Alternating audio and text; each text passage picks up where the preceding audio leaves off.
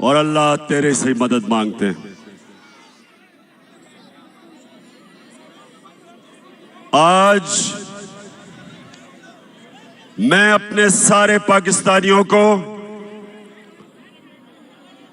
उनको खराज तहसीन पेश करता हूं कि सिर्फ 24 घंटे के नोटिस में मेरी कॉल पे सारे पाकिस्तान के बड़े शहरों में इसी तरह मेरे बाशऊर कौम के लोग आज एक हकीकी आजादी की तहरीक में निकले।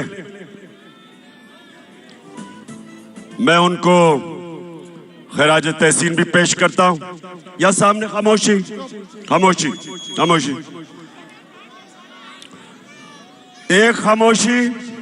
और देखें, हमारी सारे तहरीके इंसाफ के जलसों में ख्वातीन आती हैं, सारे जलसों में आती है, और सारे मेरे नौजवानों की जिम्मेदारी है कि उनका पूरी तरह ध्यान रखा जाए।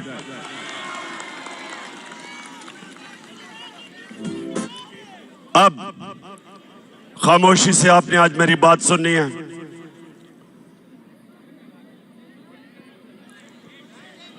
अब ये खामोशी खामोशी। देखें,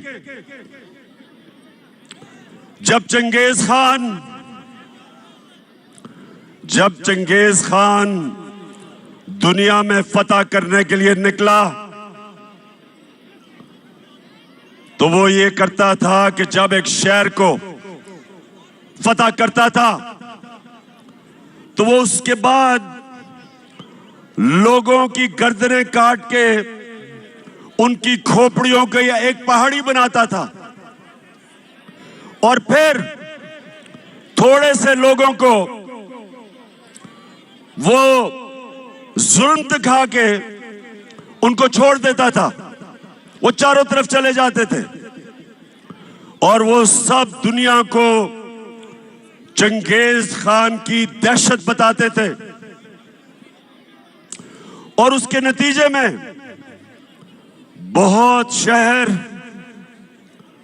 लड़े बगैर ही हाथ खड़ा कर देते थे। जब उसकी दहशत का खौफ लोगों में आता था, लड़े बगैर ही लोग हाथ खड़े कर देते थे। सारी दुनिया पे छा गया वो, चुप, सारी दुनिया में छा गया। उसने अपने दौर में 3 करोड़ मुसलमानों का कत्ल किया। मुसलमान अपने अरूज पे थे।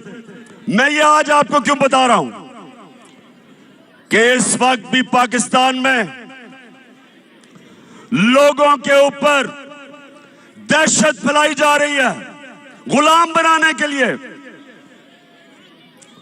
ये गौर से सुने मेरी बात। ये जो शहबाज गिल से हुआ, ये इसलिए नहीं हुआ कि उसने कहा क्या।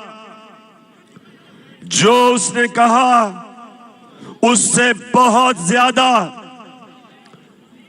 नवाज शरीफ, शहबाज तो खैर बूट पॉलिश करता रहता है, नवाज शरीफ,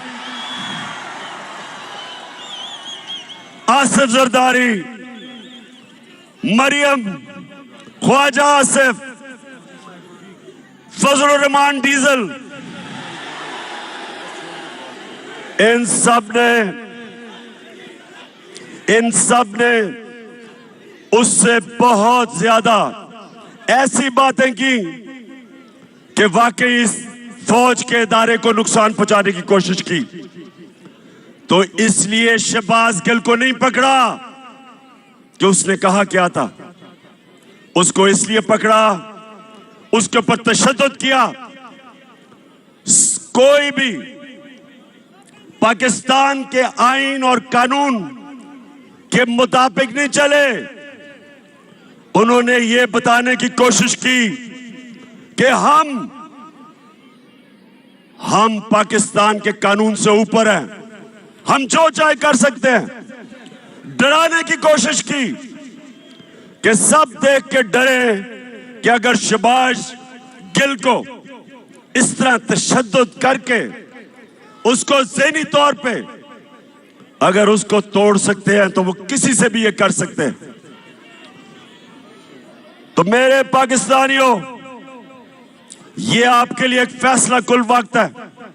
मैंने आज आपको दो वजह से यहां बुलाया। एक कि जो शहबाज गिल से इन्होंने किया और कर रहे हैं, और दूसरा अवाम की आजाद आवाजों को बंद करने के लिए जो इन्होंने सबसे मकबूल चैनल ARY उसको बंद किया। इसलिए नहीं बंद किया, इसलिए बंद नहीं किया कि ARY ने कोई गलती की, उसको भी इसलिए बंद किया कि वो सच दिखा रहा था। वो हमारा मौक़िफ़, मेरा मौक़िफ़, अवाम का मौक़िफ़ वो पब्लिक के सामने लेके आ रहा था, इसलिए उसको बंद किया। और बाकी चैनल्स को खौफ फैलाया कि अगर तुम लाइन में ना आ गए तो इसी तरह तुम्हें भी बंद करेंगे और नुकसान पहुंचाएंगे। तो मेरे पाकिस्तानियों, मैं आज इसलिए आपको सिर्फ 24 घंटे नोटिस में आप सबको बुलाया। ये बड़ा अहम वक्त है पाकिस्तान में, फैसला कुन वक्त है, डिफाइनिंग मोमेंट है। ये ऐसा वक्त है कि अगर हम इस खौफ के बुत के सामने झुक गए, हमारे सामने गुलामी है। हमेशा दुनिया की तारीख में फिरौन और डिक्टेटर्स और बादशाह वो लोगों को गुलाम बनाते थे खौफ के ऊपर। वो लोगों को गुलाम बनाते थे मीडिया का, लोगों की आवाजें बंद करके वो लोगों को पर काबू पा जाते थे,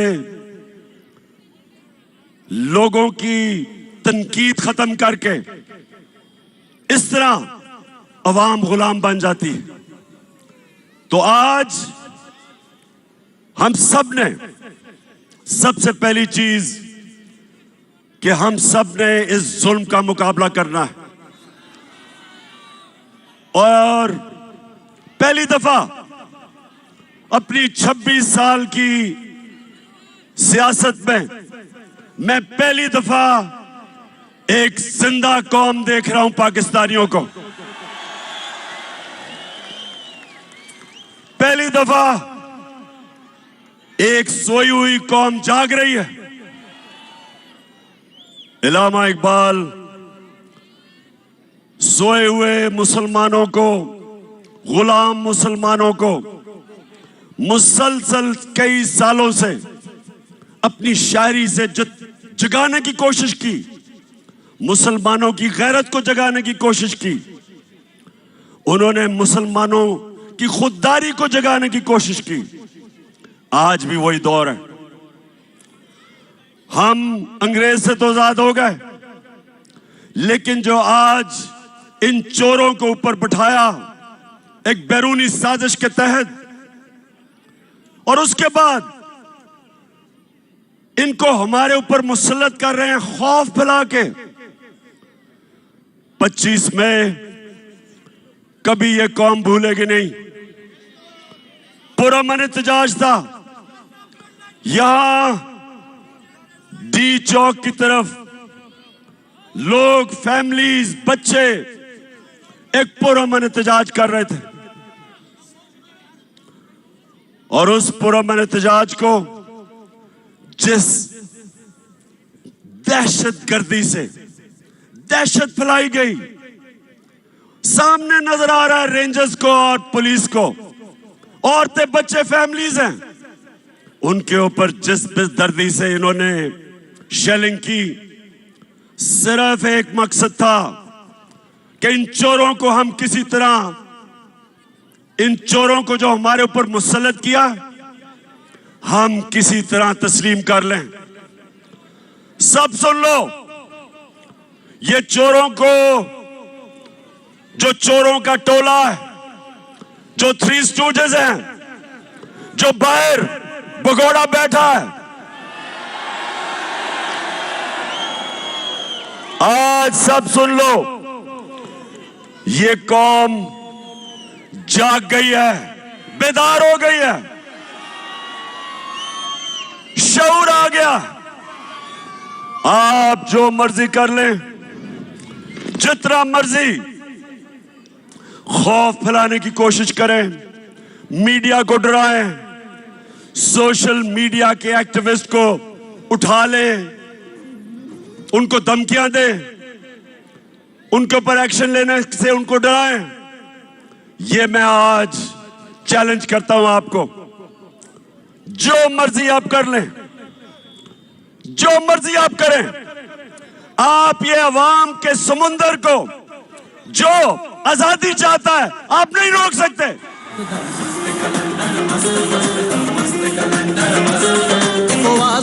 बस खान खान, बस खान खान, सारा पाकिस्तान। शहबाज गिल को, शहबाज गिल ने जिस तरह उसको उठाया, 2 दिन जो तशद्दुद किया, और फिर एक आदमी को इस तरह उन्होंने रखा जिस तरह पता नहीं कितना बड़ा मुल्क का कोई गद्दार पकड़ा है।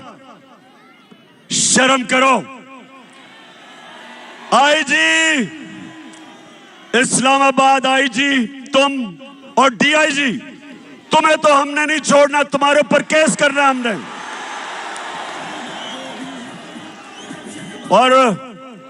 और मैजिस्ट्रेट साहिबा ज़ेबा, आप भी तैयार हो जाएं, आपके ऊपर भी हम एक्शन लेंगे।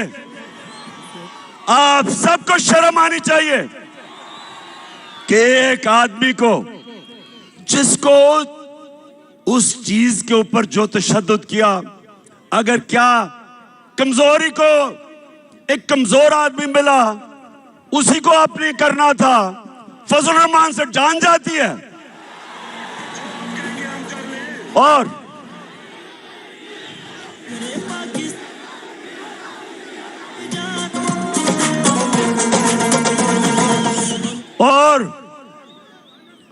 लाइफ सपोर्ट मशीन वाला ख्वाजा आसिफ जो कहता है हमें तो अमेरिका के जूते पॉलिश करने चाहिए क्योंकि हम लाइफ सपोर्ट मशीन पे हैं। दोस्तियों की वजह से वो जो मर्जी कह दे, उसके ऊपर कुछ नहीं करना। फिक्र ना करो, हम केस करने लगे हैं इनके ऊपर।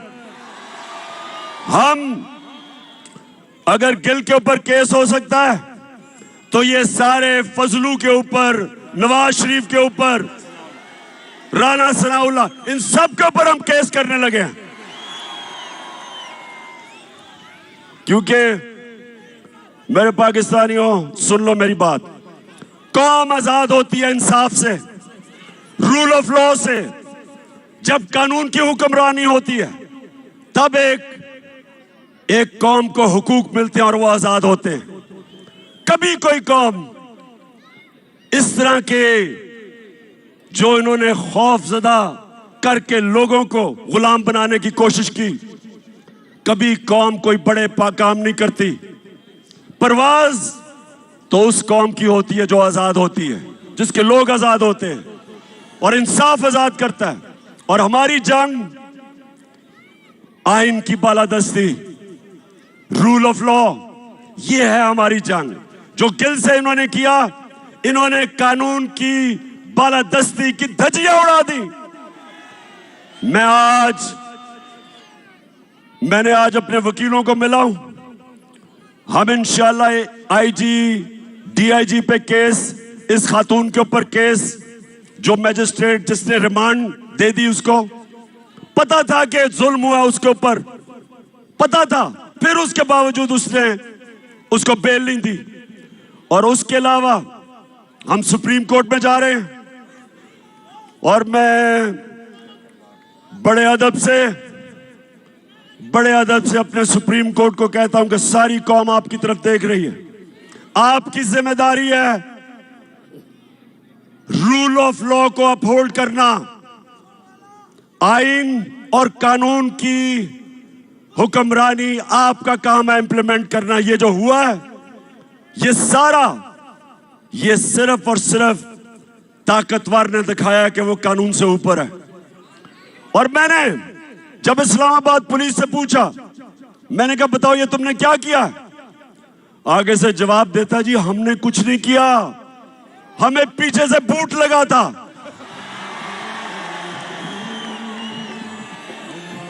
इसके अलावा हमने जब सीसीपीओ लाहौर और डीआईजी पंजाब, इनके ऊपर 25 मई को जो इन्होंने जुल्म किया था, फैमिलीज के घरों में 3-3 बजे चले गए, औरतें बच्चे उनको खौफजदा किया, तो जब हमने इनके ऊपर एक्शन लेना था, केसेस करने थे, तो हमारे वहां लोग डर गए, कहते जी वो उधर से टेलीफोन आ गया कि इनको ना हाथ लगाओ।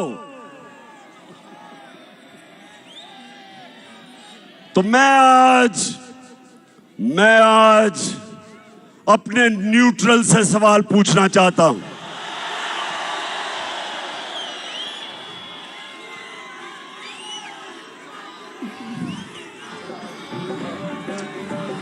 मुझे ये बताएं,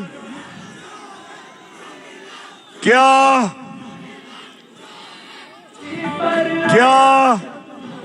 वाकई आप न्यूट्रल हैं?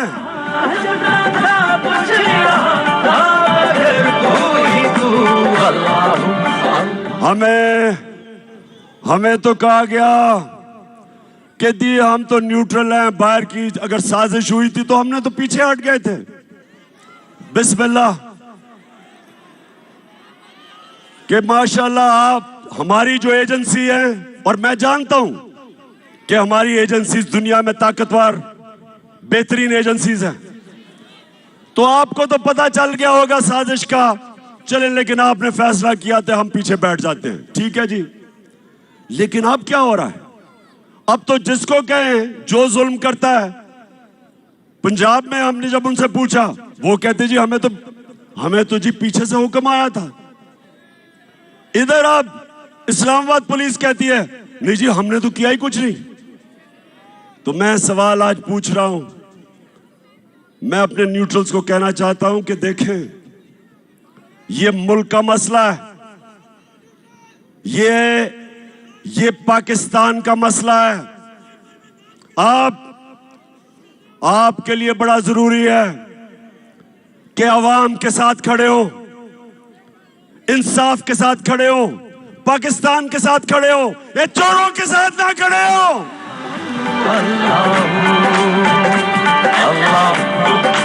आपके जज्बात महसूस करना चाहता हूं। हाथ नजर आएंगे तो पता लगेगा उम्मीद हमारी कहां है, किससे है। मैं आप ARY की बात करना चाहता हूं। ये जो दबाव मीडिया पे डाला जा रहा है, कभी इस तरह का प्रेशर मीडिया पे नहीं पड़ा। हमें जब हम पावर से निकले, मीडिया का ब्लैकआउट हो गया।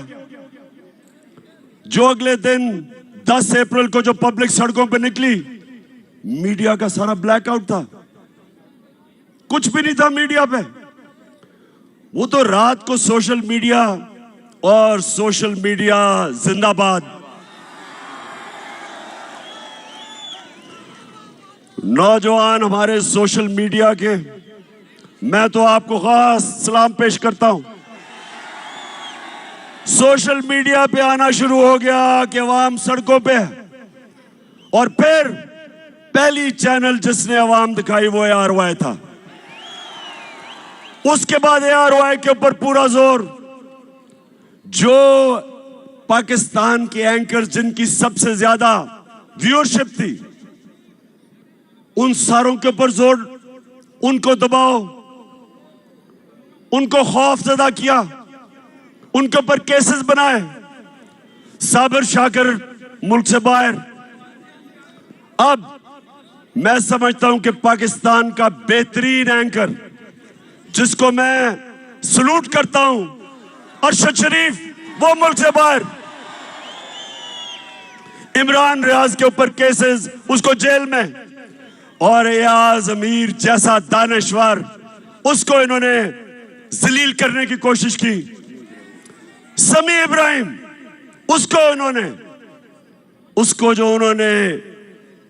उसको भी जलील करने की कोशिश की, टीवी पे था। मैं ये सवाल पूछता हूं कि क्या इससे आप इन चोरों को हमारे ऊपर मुसल्लत करने में कामयाब हो जाएंगे? नहीं होंगे। और ARY को इन्होंने बंद किया। पिछले हफ्ते को